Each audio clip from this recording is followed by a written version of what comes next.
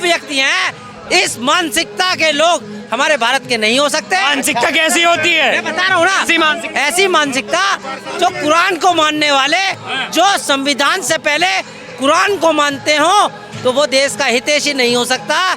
और मैं अगर देखो हमारे पद पे बैठे हुए एक जज को ऐसा बोलना कि विष्णु जी अपना मूर्ति खुद बना ले, ये कहाँ तक सही है?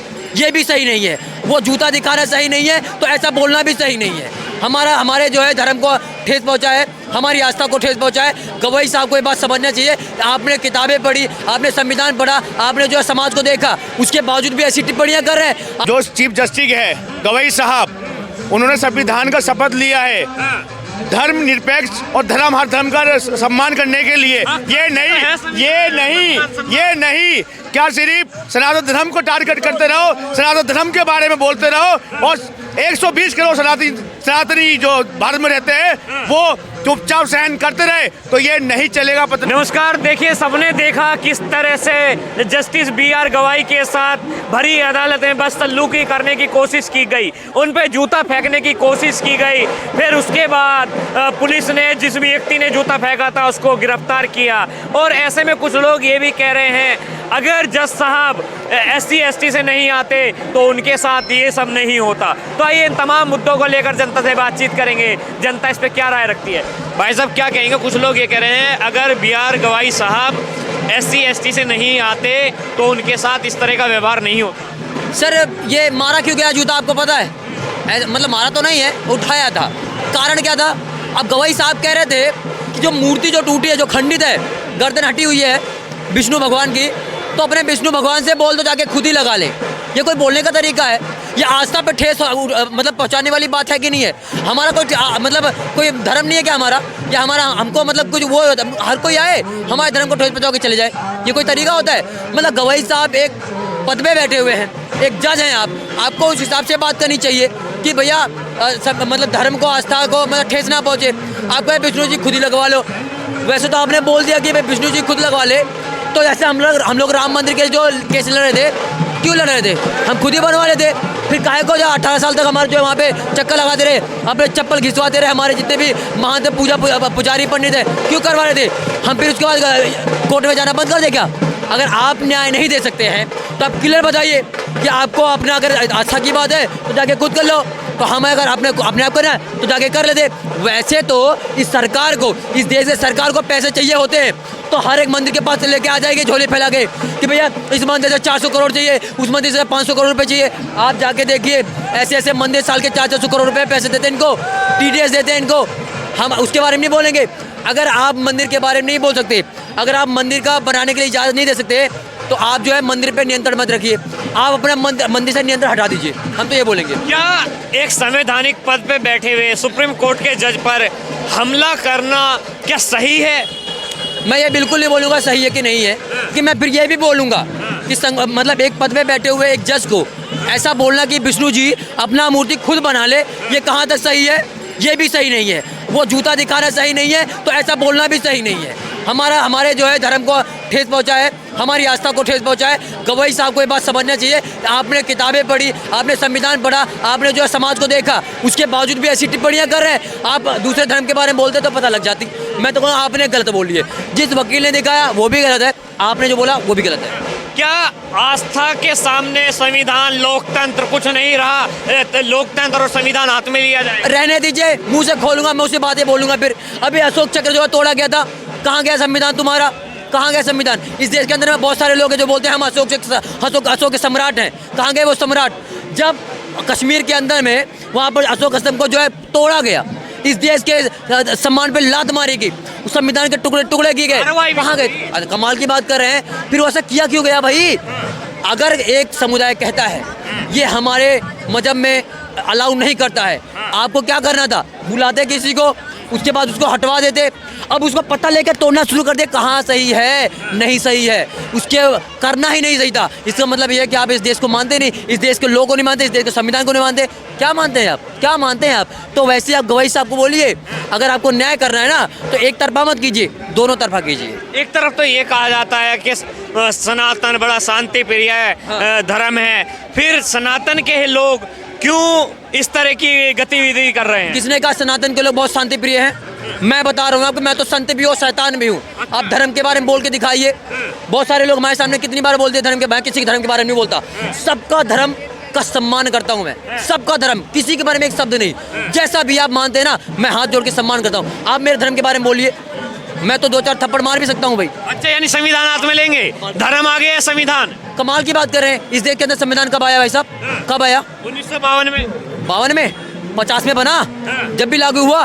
उससे पहले इस देश के अंदर में संविधान था? नहीं था। तो क्या इस देश के अंदर में धर्म नहीं था मेरा?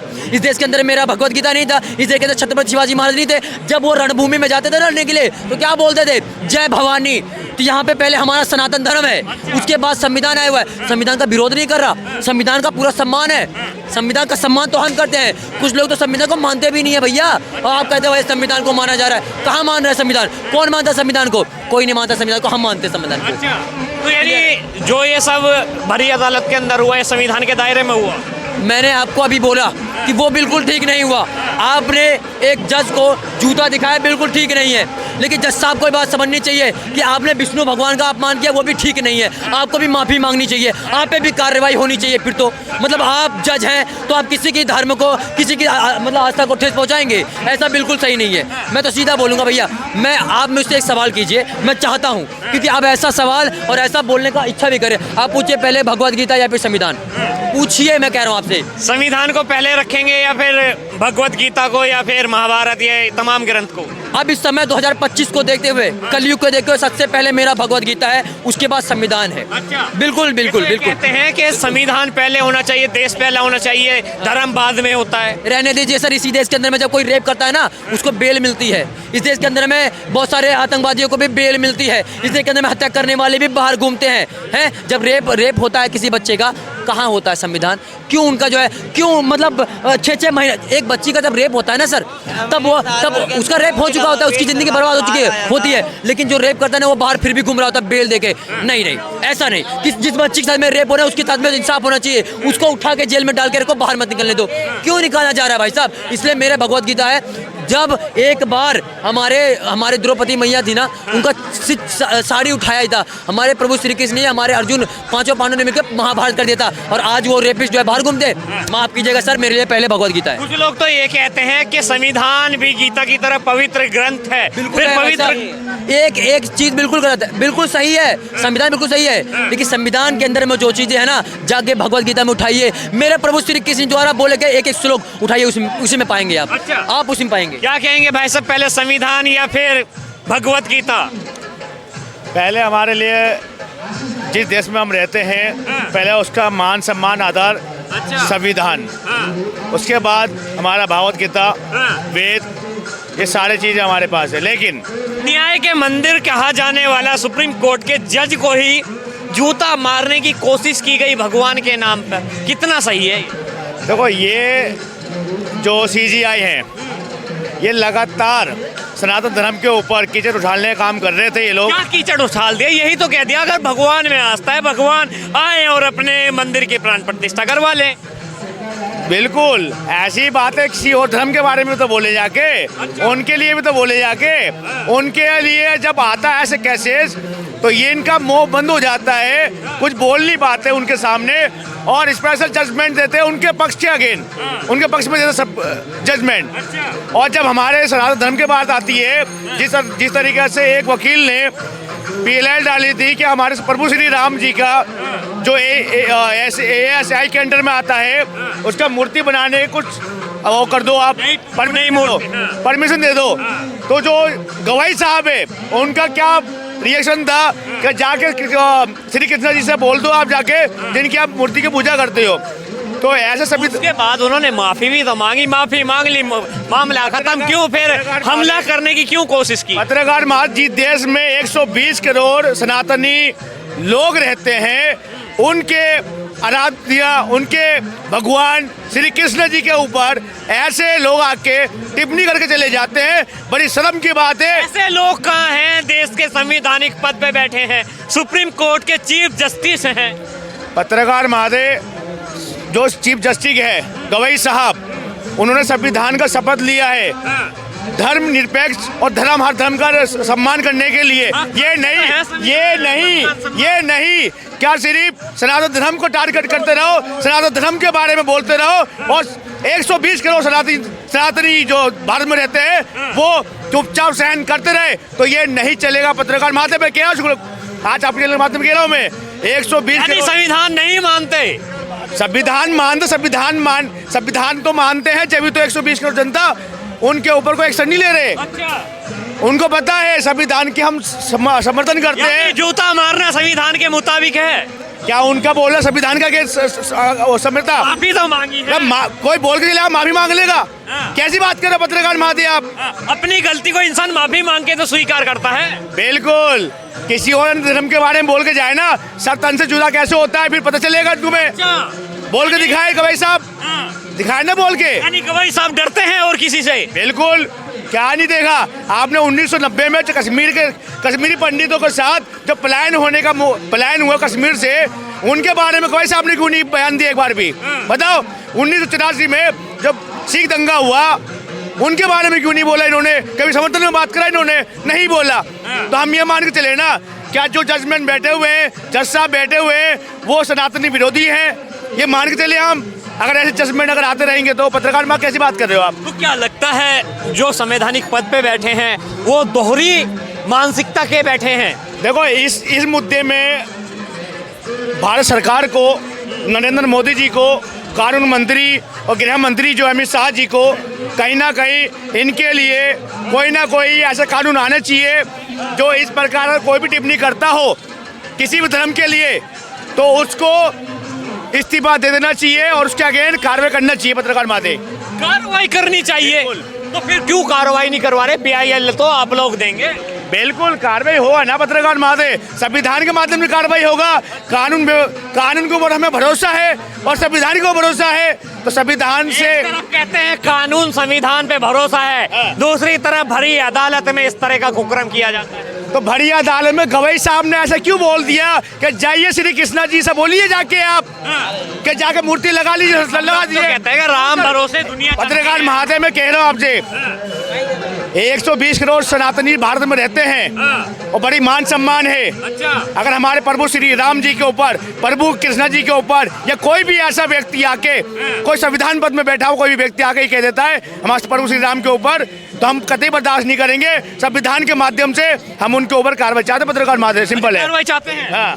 भाई साहब क्या कहेंगे चीफ जस्टिस के ऊपर जो पूरी मामला हुआ? इन्होंने बहुत अच्छी बात कही है। चीफ जस्टिस ने क्या कहा कि कोई मामला नहीं है, इतना जो है ना मेरे साथ होता रहता है, मैं झेल लेता हूँ और मुझे इनके ऊपर कोई केस नहीं करवाना है। एक वो इंसान है चीफ जस्टिस ऑफ इंडिया, उन्होंने दिखा दिया कि मैं बड़ा इंसान हूँ, तो बड़े तरीके से बात। अच्छा, लोगों ने वो बड़ा इंसान नहीं दिखाया कि आराध्य पे टिप्पणी करी गई कि विष्णु भगवान आए और खुद अपनी मूर्ति की प्राण प्रतिष्ठा करवा लें। देखिए, ये बोलने पे मुझे नहीं लगता कि इतनी बड़ी सजा होनी चाहिए। हो सकता है मजाक में बोल दिया होगा उन्होंने। इनके लिए लग रहा है क्या वो छोटी सी बात है, इनके ऊपर कोई बोल के दिखाए, किसी और धर्म के बारे में बोल के जाए, तो अभी देखो कैसे लगते हैं नारे, फिर कहते आएंगे यहाँ पे नहीं गवाई साहब ने गलत बोला, हम उनके ऊपर कार्रवाई चाहते, फिर इनका मुंह बंद हो जाएगा। फिर ये अगर यही टिप्पणी किसी और धर्म पे की जाती तो फिर वही नारे लगते सर तन से जुदा। घंटे के बाद जो ना वो उन्होंने संसद वापस चालू कर दिया उन्होंने। संसद बात चल रही थी ना, बंद हो गई थी ना कार्रवाई जो चल रही थी, जो भी हो रही थी वो उन्होंने बोला कि फिर से चालू कर दिया। इतना बढ़िया इंसान है वो भाई साहब, सुप्रीम कोर्ट इतना बढ़िया इंसान है कि वापस से कोर्ट चालू कर दिया उन्होंने 2-2.5 घंटे के बाद। मैं जो केस लड़ा जा रहा था लोकसभा में नजर आया था, ये इनके अनुसार ये है। भाई साहब ये बताइए, संविधान पहले या फिर गीता पहले? देखो, अर्ध ज्ञान बुराइयों का भंडार, तो इन्होंने साबित कर दिया। आप ये जो है ना, जब सवाल किया उसका जवाब दोगे या नहीं? पहले गीता या संविधान? संविधान पहले, तो फिर हाथ में जूता क्यों और चीफ जस्टिस निशाना क्यों? नहीं, देखिए आप ये इस बात से समझिए, गलत बोले हो भाई साहब, पहले गीता है। क्या पहले गीता है? मतलब देश से पहले। सुनिए, आपके लिए कुरान पहले संविधान पहले जाती है। सुनो, कुरान पहले संविधान पहले? कुरान।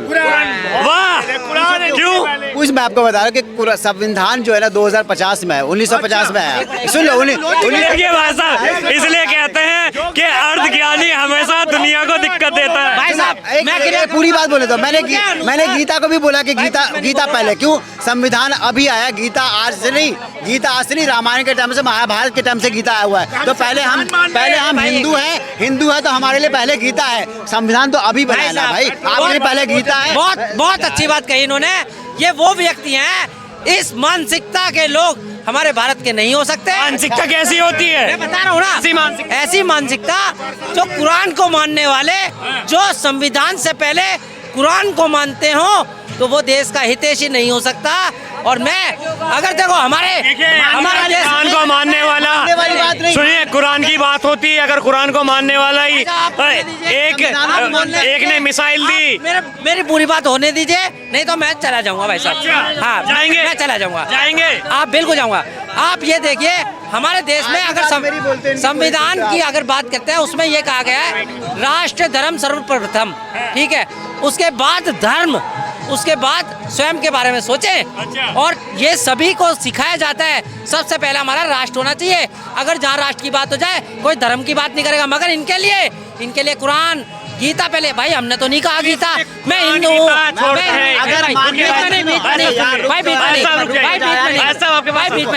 सुनिए, संविधान नहीं भाई साहब, एक मिनट, जब इस मानसिकता के लोग ही बम लेकर के फट जाते हैं, क्योंकि वो कुरान को पहले मानते हैं, देश को पहले नहीं मानते। और मैं ये कहना चाहता हूँ, सबसे पहले हमारा राष्ट्र, फिर धर्म, फिर कोई जाति विशेष होती है जी।